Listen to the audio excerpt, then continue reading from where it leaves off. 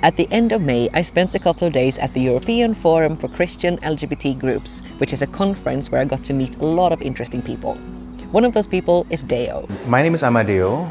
You can call me Deo. I'm from Jakarta, Indonesia. And I work as the coordinator of the Center for Gender, Sexuality and Trauma Studies at Jakarta Theological Seminary. So it is actually the seminary where I studied. I graduated in 2019, but after that I was asked to coordinate their research center that was established in 2018.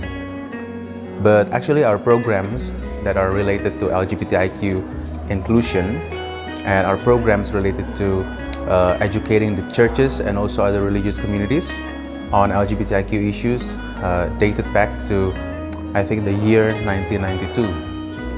It was started by my professor, my late former professor, he just passed away last year, who felt that the churches had to do something to defend and also to stand with LGBTIQ people.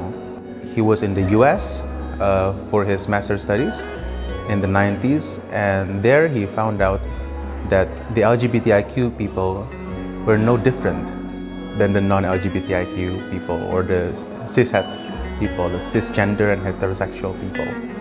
And then he had this calling. He was an ally, by the way, and then he had this calling to also introduce the discourses on sexual orientation, gender identity and expression, and also sex characteristic when he returned to Indonesia. So he returned to Indonesia and he started all these programs. And since that on, our seminary has always been at the forefront of defending the SOGISC people, or people with diverse genders and sexualities. That is the term that we're much more comfortable with because we talk about diversity, and also that should include or takes into account the experiences, the queer experiences of the ethnic groups in Indonesia. Because in Indonesia, we have ethnic groups that actually have queer betokens, traces, queer identities, like for example the Bugis ethnic group in Sulawesi, one of our islands in Indonesia. They acknowledge 5 different genders. They are not aware actually of what LGBTIQ is all about, what SOGISC is all about, and yet they have their own understanding of gender and sexuality, which also happens to be very diverse. So this is, I think, a strong message also to the people or the religious communities who externalize LGBTIQ people based on the assumption that it is something that comes from the West. The center works with these topics in various ways. With this center, we have already done a lot of things. Every year since 2014, even before the center was created, we have been hosting international conferences, and we also publish a lot of books. We have published 5 books, actually, and then we've also done a lot of trainings to religious leaders, pastors, even Islamic clergy, because we work together collaboratively with our friends from Islam, because Indonesia is a Muslim populated country, so we believe that it's impossible to change everything or change things around without the help from our Muslim friends. So we always have Muslim scholars doing research, and also the research is published by our center as well. So things like that, we have numerous joint works together with the Muslim scholars. And also we conduct SOGISC trainings for young people. We call it Peer Educator and Peer Counselor Camp, in which we educate young people to basically be good allies. And also we have queer film festivals. I think twice we hosted queer film festivals in the seminary, and that makes our seminary the first and the only theological seminary in Indonesia that hosts a queer film festival. That's a lot of work. And Deo shares why it's so important to do this work, because it's not always easy living as an LGBTQIA+ or a person of diverse SOGISC in Indonesia.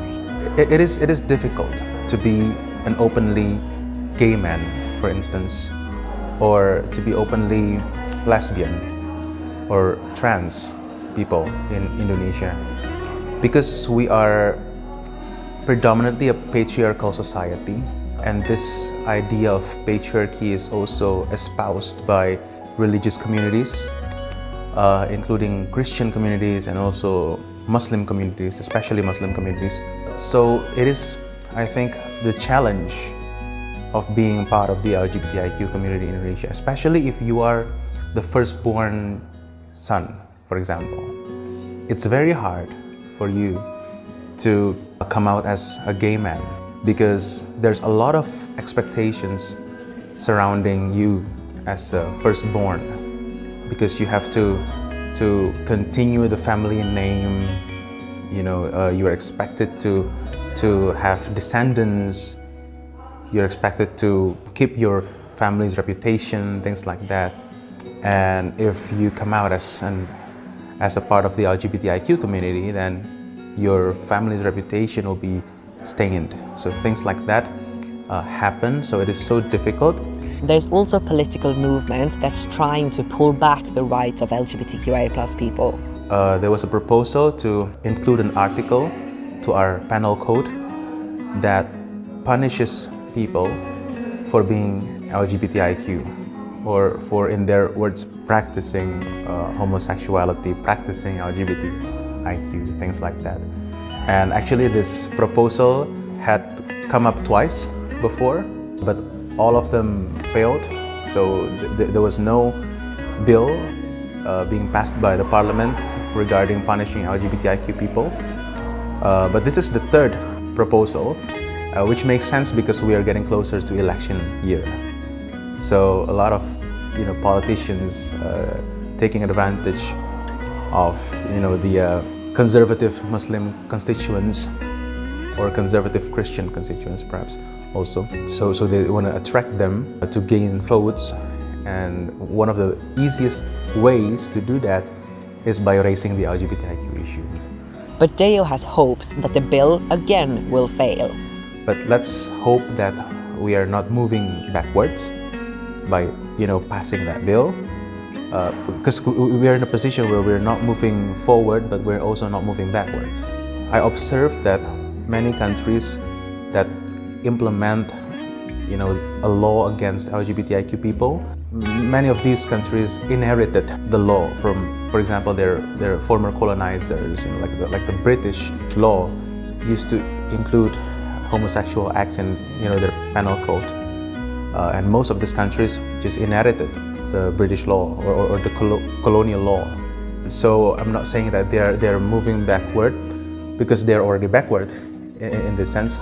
But Indonesia, if we pass that bill, then it means we're moving backward, because we have no bill whatsoever that criminalizes LGBTIQ at this moment.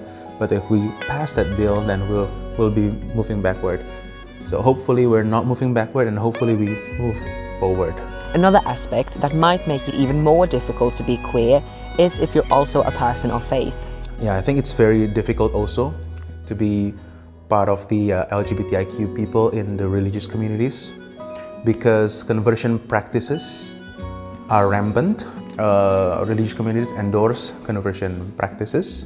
I think what is also problematic, and this is the outcome of religious conservatism, is people hating themselves because of being LGBTIQ, because religious communities indoctrinate you that if you're gay, then you're sinful, this and that. So it somehow has impacted the LGBTIQ people themselves, that they hate themselves so much because of their inability to change. Well, there is nothing that needs to be changed. But Deo has seen some progress within the religious community in Indonesia through his work.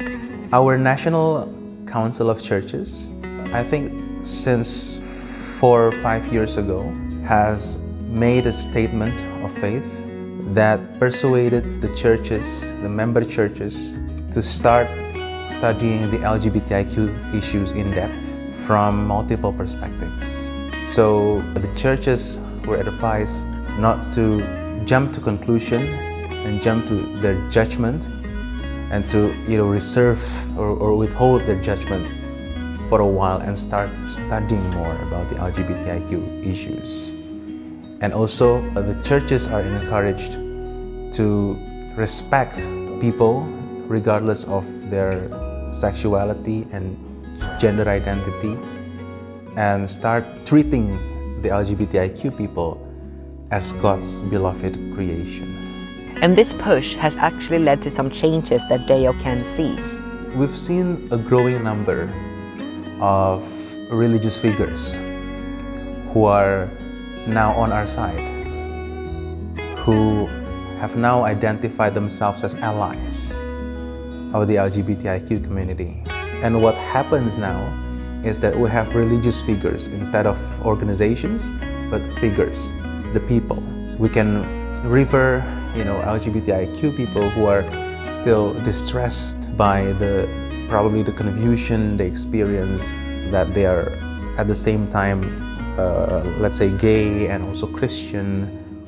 But we can refer them to these progressive religious leaders, that although the churches are not open yet to LGBTIQ issues, but the pastors there are open. And also the Islamic religious leaders. We have a network with more Islamic religious leaders, more imams today that are open, that are affirming, and also empower us to even do more in our activism and also in our work. And he also sees a movement where pastors in Indonesia are looking at their own culture and get inspired by that instead of looking at the West. Many pastors are enlightened by stories from the indigenous groups, because as I mentioned, they have queer imagination also in their culture. Like, for example, this ethnic group that recognizes 5 genders, and they're so enlightened by it, and they are determined to do more and more, to help us and also to educate their church communities. So it is very beautiful.